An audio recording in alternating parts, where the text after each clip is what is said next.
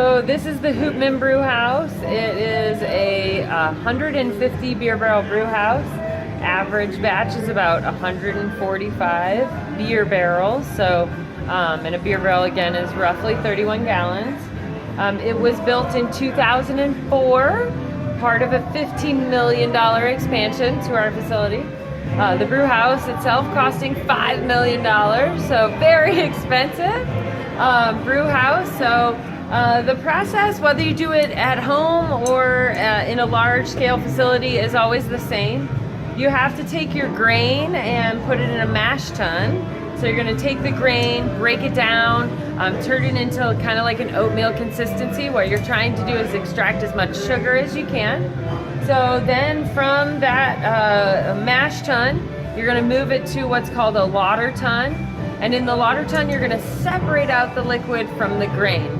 That spent grain that's left over will be picked up by a company, and it's going to be distributed as dairy feed throughout Oregon.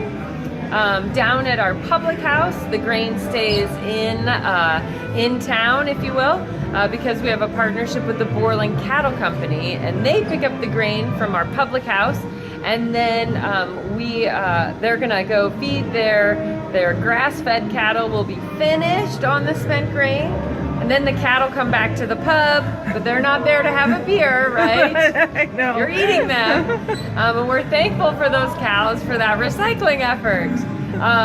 But the wort is what is left over. That is kind of the pre-beer, and that will be sent over to kind of a tank in the corner, and we're going to preheat it. So we have actually taken steam off of the kettle, so we capture the steam off of the kettle, and that's going to preheat the batch. So we won an environmental leadership award for this brew house because of this particular system.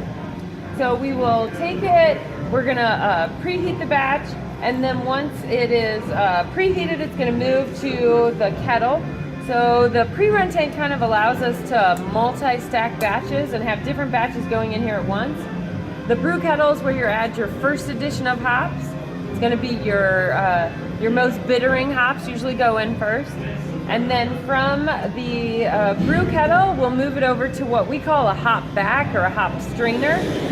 So we'll strain out hops as we add hops at the same time. So later in the process that you add the hop, the more flavor and aroma you're pulling out of the hop, the less bitterness. It then moves to what's called a whirlpool, and it's spinning, and some proteins are going to fall to the center, and then it's going to be transferred to whatever tank they're fermenting in. So you can only brew what you have room to ferment. Our largest tanks are 1,300 beer barrel tanks. Now this is a 150 beer barrel brew house.